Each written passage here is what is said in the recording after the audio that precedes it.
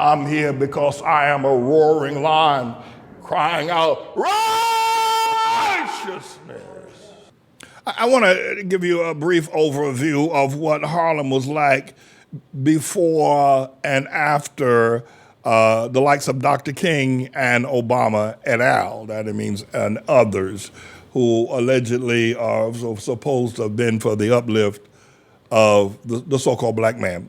But first, I want to say to you that I have proposed over the past 15 years now to build an arch, which will be a tombstone, as a memorial tombstone, giving memorialization to the Africans, men, women, and children who died in what is referred to as the Middle Passage on their way from west coast of Africa to America to be slaves.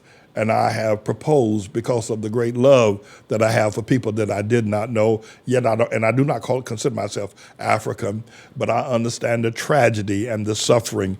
And there has never been in the history of America or any other nation, there's never been any person, leader, Nobel Prize winner, or like, who has ever demonstrated the kind of love that will say, let's memorialize those that did not get an opportunity to be slaves, to build a monument that can be seen from outer space, representing our love. I'm the one who's proposed that. I'm the only man, the only person living on planet Earth who has ever had enough love for the black man to build something for that, like that for him. But I want to show you something. I want to show you what Harlem looks like now, post-Obama. I'm going to show you a series of pictures that have been taken over the last 6 months about what Harlem looks like now, what the black man, now he's not black, he's a Hamite. But I want to show you what he looks like now. This is 6 months ago and 6 years after, or if you will, nearly 14 years after the election of the so-called president who allegedly was going to be able to help and build up black people. I'm going to let you just look through these. These are men that are sleeping on the streets. This is in the year 2022 here in Harlem, New York City, in modern day America. These men, one man with a sheet over him for covering and cardboard underneath him on the concrete, another man with no covering. Continue, Mr. Engineer. This is the aftermath of Obama. This is the aftermath of Dr. King. Continue, Mr. Engineer. These are the men. This is what Harlem looks like. This is what the black man looks like now. You can see him all over, not just in Harlem like this, but in any ghetto city. You can see this is what he come to. This is the aftermath of Barack Hussein Obama. And I also say after Dr. King. This is what the black man has come down to. His wife and his woman that he made pregnant is sleeping in shelters along with the little baby children in some of the worst conditions you ever want to see anywhere.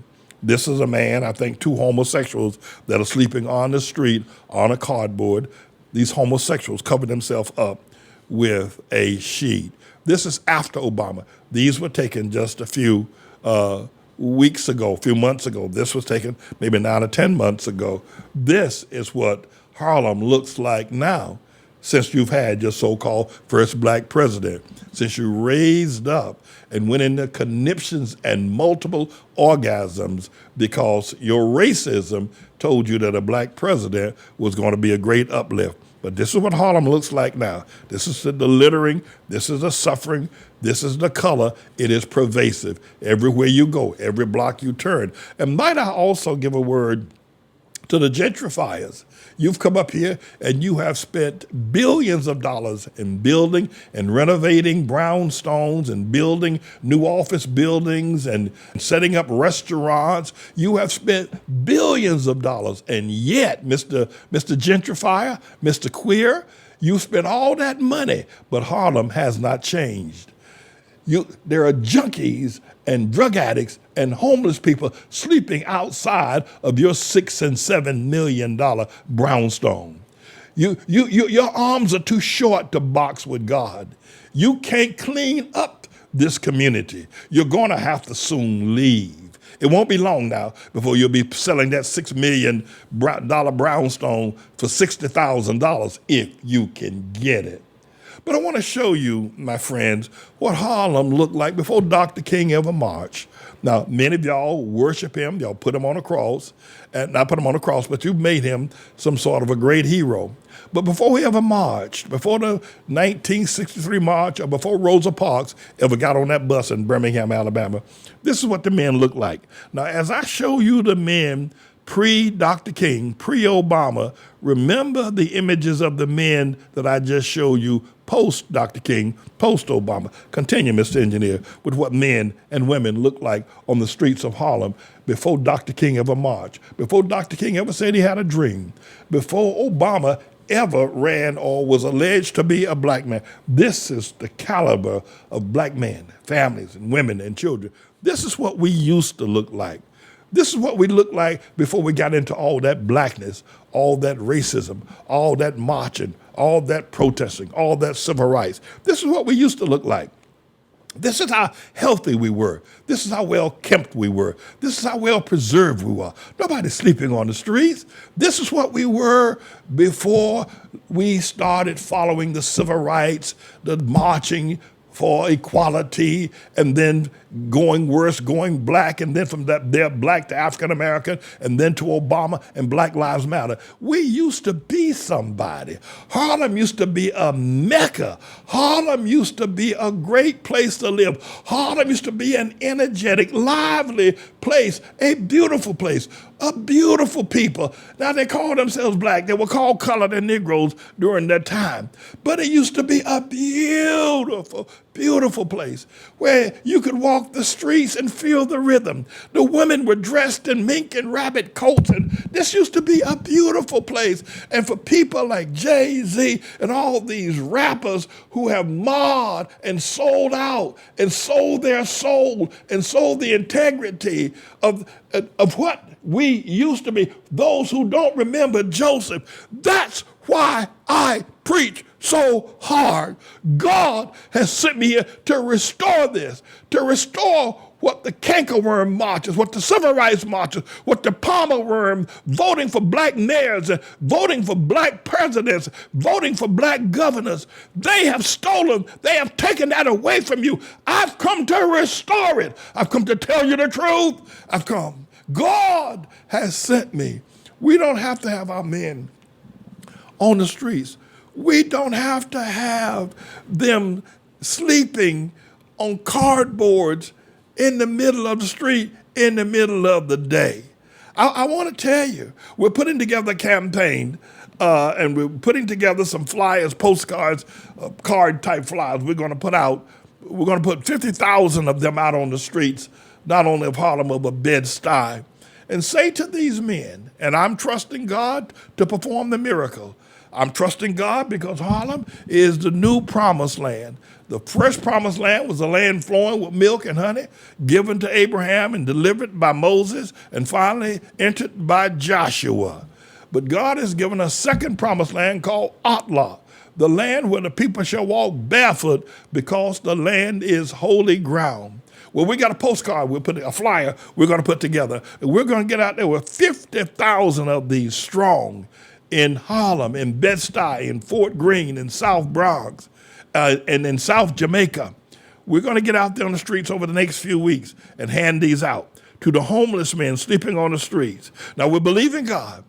We are believing God. I'm the Lord, sir. I believe God. I believe that God is a miracle worker. I believe God. We're going to say to these men, we're going to give them this card and tell them to hold on to it. Don't let the gentrifiers, the LGBTQ, and the pinch-nosed house Negroes teach you to hate Pastor Manning. The hatred they have for me. They've used their media, the CNN, the New York Times, the Washington Post, the Pink News, the Gay News, the judges, the courts, the institutions. They've used all of these politicians to teach these men that are sleeping on the street, don't have a house, to hate Pastor Manning, to hate me because I tell them the truth. to hate me. But remember, I open up by showing you nobody on this planet has ever loved the black man as deeply as I do. And nobody has ever proposed to do for him what I propose to do for him by building that beautiful arch in memorial of his ancestors who died in the Middle Passage. Nobody has ever done that. Nobody's ever loved that deep. Only I've loved that deep. But I want to show you on that flyer we're going to send out, we're going to say to those men that one day you're going to be sleeping not on the street, but in these king-size beds that were built, these houses that were renovated, remodeled, and furnished with furnishings and power and money by Japheth, wicked people. As Psalm 37 says that the righteous shall inherit the land of the wicked. And you, not too many days, you're going to see him running out of Harlem, and you brothers sleeping on the street will be sleeping in king-size beds. I want to show them that. And that's the prophecy. If you look at Deuteronomy chapter 6, verse 10, I put the verses there. Where God told Moses to tell the Jews, children of Israel, you're going to live in houses that you didn't build. You're going to drink from fountains and wells that you didn't dig. You're going to eat from fruit and vine trees that you didn't plant. Well, God has said to me to say the same thing to the men sleeping on the street. But we've got to stop this massive ignorance. We got to stop the pinch-nosed Negro. A pinch-nosed Negro is a Negro who wants to be white. He's gone to a good school probably. He's gotten a decent education. He works in a white environment, and he talks with a pinched nose. See, because the black man has thick nose, has thick lips, and you're talking to him on the phone. You ain't never seen him, but you know he's a black man because of the coarseness of his voice, because he got a thick nose, his breathing patterns, his lips are thick. But the pinch-nosed Negro are those Negroes who've gone to a good school and they want to sound white. So they talk with a pinch nose. So it sounds like, well, accordingly, and surreptitiously, they talk with a pinch nose so they can sound like they're white. And they want to be white. They live white. They live in a white neighborhood. Hell, they all marry white women or white men. They're pinch nose. They are worse than cobras in a baby's nursery. Let me tell you something about these Cornell West, these Van Jones, and these others, these Al Sharptons. They're worse than a nest of cobras in a baby's nursery in the hospital. You wouldn't turn a loose cobras in a nursery for the newborns. And these people you see here on this, they are worse than a bunch of cobras. They are pinch-nosed Negroes. They are dangerous. They are deadly. They want to be white. It's one thing if they were just greedy for money, if they would just sell out drugs like Nicky Barnes or others. No! These people want to be white. They are dangerous. They're pinch-nosed Negroes. And they've tried to teach the community and the world to hate Pastor Manny. And they've gotten all their counterparts in the Japheth community, in the news industry, in the education industry, in the courts, and in other economic, industrial, if you will, commercial industry, service, and hate Pastor Manny. He's a hater of the black man. He's a hater of the LGBTQ. Hate him. Don't listen to him. These cobras are charming y'all rather than you charming them. But I'm not going to give up.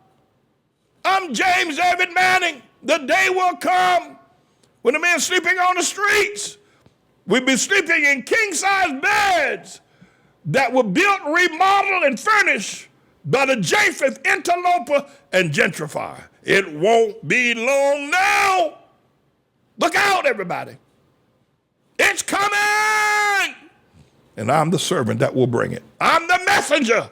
I'm the Lord's servant. The Mellon Bank to Judge Bluth and to Judge Francis A. Kahn III. We shall not be moved.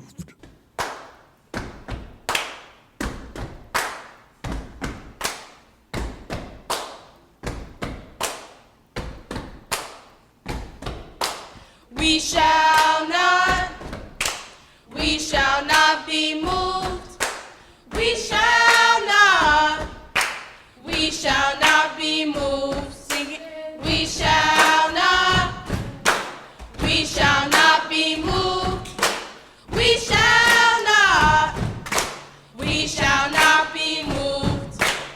In the midst of war, we fight on. Standing on the word of God, we stand strong. We shall not be moved. We're not afraid and ain't backing down. There's a new sheriff here in this town. We shall not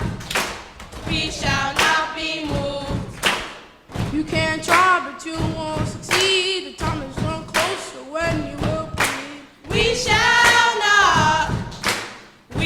not be moved. For God to have mercy on your poor soul, you'll find out soon you're not in control. We shall not